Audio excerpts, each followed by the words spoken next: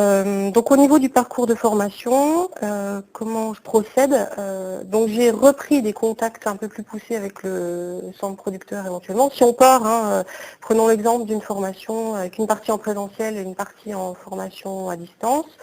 Donc dans ce cas-là, je reprends les contacts avec le centre producteur, il m'envoie le nécessaire, c'est-à-dire un peu découpé de la formation au niveau des modules par exemple, s'il y a des semaines de regroupement ou pas, les exigences qu'a le centre producteur. Donc dans ce cas-là, ce que je fais, c'est que je vais prendre notre ruban pédagogique. Si on prend un BPREA, par exemple, avec la formation à distance, je prends notre ruban pédagogique qu'on a élaboré au préalable.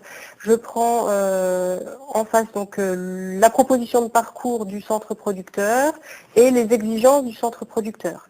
Parce que c'est possible qu'il y ait, si on prend l'exemple de Vesoul, il y a des sessions de regroupement, ils exigent avant certaines sessions de regroupement qu'il y ait des prérequis, donc il faut qu'il y ait une partie de la formation qui soit vue, et puis il y a éventuellement aussi des dates de rendu de dossier ou des dates d'évaluation. Donc voilà, donc je prends tout ça en compte. En fait, je vais prendre en compte les attentes du centre de producteur, les attentes du candidat, et puis nos propres attentes. L'objectif, c'est quand même qu'ils suivent, l'idéal, c'est qu'ils loupent au minimum les cours ici, parce que ça veut dire que derrière, il y aura moins d'auto-formation sur nos propres cours. Donc moins de temps à y consacrer, puisque donc l'auto-formation, quand il y a des cours à rattraper, c'est moi qui me charge de récupérer les cours, puis de réexpliquer derrière aux stagiaires. Donc voilà, donc je mets les deux en parallèle. Ensuite, donc je fais un ruban pédagogique, moi, qui est quand même assez détaillé, module par module, puisque maintenant on est en parcours plus modulaire que par UC, module par module, semaine par semaine, où j'évalue le temps qui sera consacré à chaque séquence de formation, c'est même séquence par séquence. Voilà, l'objectif c'est d'essayer de faire de mon mieux pour répondre aux attentes de chacun. Donc une fois que j'ai fini ce parcours de formation-là, je l'envoie au centre producteur pour validation, pour voir si jamais je ne me suis pas trompée, voilà, notamment par exemple au niveau des semaines de formation, au niveau des séquences, si j'ai consacré le temps nécessaire, voilà.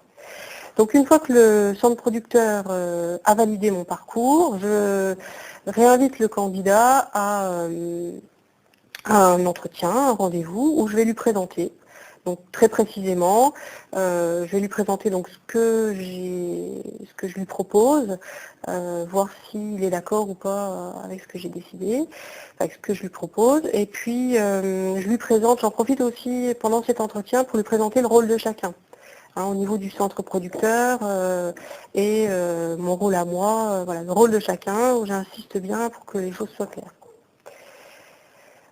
Donc si le centre producteur a dit OK, si le candidat a dit OK, à ce moment-là, et si le financeur aussi a dit OK, à ce moment-là, j'élabore le contrat de stage et puis j'engage les signatures au niveau des conventions, au niveau du centre producteur.